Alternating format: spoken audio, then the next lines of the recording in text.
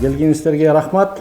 Азыр болсо биз силерге 2022 жылы кепилдик фонд ачык акционердик коом кайсы результаттарга жеткендигин айтып берели. Анан тышкары дагы кошумча сиздерге бир-эки маалымат болот. Аны дагы акылдашып көрөбүз. Кошумча маалымат керек болсо дагы бергенге биз дагы даяр болобуз. Былтыркы жыл өзүңөр билесиңер, геополитикалык ситуация өзгөрүп кетип, жер жүзүндө жанагы соода логистикалык байланыштар дагы үзүлүп, кыйыныраак болду. Өзүңөр да билесиңер, 24 февралдан кийин улуттук банктын курсу 85 сомдон, 1 доллар 85 сомдон 106га чейин секирип, анан кийин кайра ылдыйга түшкөн. Ошол себептен биздин ишкерлер дагы көп кыйынчылыкка туш келген. Ошого карабастан биздин результаттар эми жакшы эле болду да. Биринчиден айта кетейин, биз болсо эми негизги результаттарын айта кетейин. Биринчиден биз 22 жылы 1 миллиард 850 миллион сом кепилдик бердик. Бул эгерде 21 жылга салыштырма карасак 160% өсүү болду. Экинчиден саны боюнча эгерде биз 22 жылы биз 1050 кепилдик берсек, 21 жылдын результатына салыштырма 150% көбүрөөк болду да. Анан таза кирешени айта кетсек, биз былтыр азыр эми аудит өтөлөк, бирок биринчи маалыматты айта кетейин. 116 миллион сом таза киреше таптык. Биздин планыбыз 309 болчу. 416 миллион таза киреше. Бул болсо 135% 21 жылга караганда өсүш болду. Бул результаттарды биз кантип жетиштик да? Былтыр мурдагы жылы биз 21 жылы Улуттук банк бизде азыр акционер 91,2% акцияны ээлейт. Ошо Улуттук банк менен биз мыйзамды өзгөртүп, биздин депутаттарга чоң рахмат, биздин президентке рахмат, ошо мыйзам өткөндөн кийин кол коюп беришти.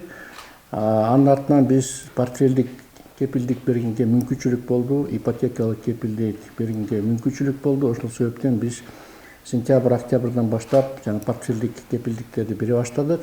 Анын результатын биз ушу ноябрь, декабрда көрө баштадык. Аябай көп кепилдиктер бериле баштады. Биз азыр 18 банк менен иштешебиз. 18 банктын бүгүнкү күндө 3-4 эле портфелдик кепилдик менен иштеп атат. Ошого карабастан результаттары аябай эле жакшы болуп жатат. Биз ойлоп атабыз, биздин берип аткан кепилдиктер дагы көп ишкерлерге жардам берет. Андан тышкары биз жаңы мыйзамга ылайыктуу ипотекалык кепилдиктерди киргиздик. Бунун максаты, биз мамлекеттик ипотека компаниянын 2 программасы бар. Биринчиси жана 4% менен бергенде, биринчи салымы 10% болуш керек да. Мамлекеттик организацияда иштеп аткан ишкерлер, өзүңөр билесиңер, айлыгы дагы анча көп эмес. Былтыр биздин өкмөт жакшы эле көбөйттү. Ошого карабастан алардын биринчи салымына кээде акча табылбай калат. Ошол себептен биз аларды да колдойбуз деп ипотека кепилдиктерди киргиздик. Экинчи программасы боюнча 28% менен берилет. Насыя үй сатып алуу же үйдү салуу үчүнчү. Ал программанын 20% биринчи өзүнүн салымы болуш керек. Ошо 20%-ын 10%-ын биз кепилдик бергенге даярбыз. Айта кетейин, декабрда биринчи ипотека кепилдик берилди. Бул РСК банк менен бизде бүгүнкү күндө келишим бар. Башка банктар менен дагы келишимди түзгөн атабыз. Ошол себептен дагы биздин мамлекеттик ишканаларда иштеп аткан жарандар колдонсо болот да. Айта кетейин, бул программа Бишкек менен Ошто гана иштебейт. Себеби азыркы каражат, ипотека компаниясынын каражаты бул немецкий KfW банктын каражаты. Мен ойлоп атам, быйыл эмки жылы башка региондорго дагы бүтүргөн Ош менен Бишкекке дагы кошумча берилет. Андан тышкары биз өзүбүз биздин президентибиз жана өкмөт башчылары айтып атышат, инвестиция тартып келгиле депчи. Биз ошонун үстүндө иштеп, Дүйнөлүк банктын 150 миллиондук Кыргызстан менен келишими бар. Ошонун 32 миллион доллары бизде иштеп атат. Былтыр биз 15 миллионун алып ишке жумшадык. Бул портфелдик гарантия берилгенге кетти.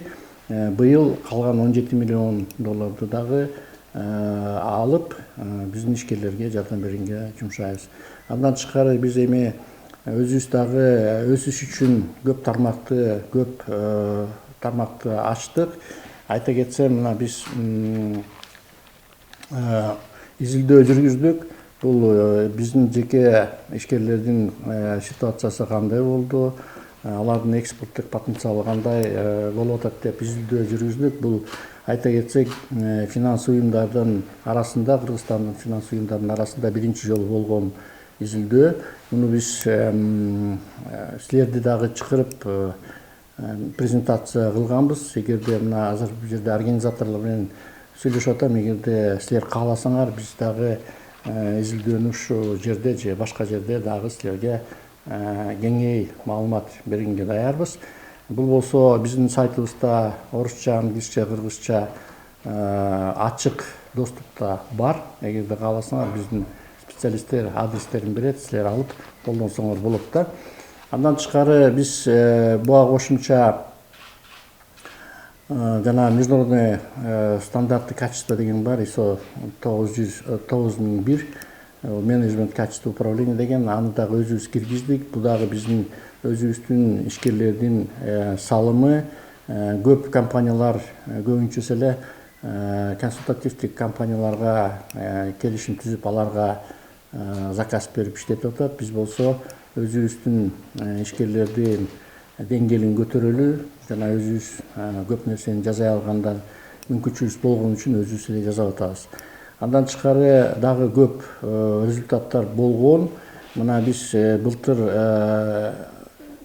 биздин Орто Азия боюнча кепилдик фонддун системасы Кыргызстанда аябай жакшы иштеп атканын негизинде Дүйнөлүк банкка жана Азия өнүктүрүү банкка Орто Азия кепилдик фонд түзгөнгө инициатива көтөрүп, каржы министри аркылуу кат жазып, биздин өзүбүздүн негиздемелерин баарын бергенбиз.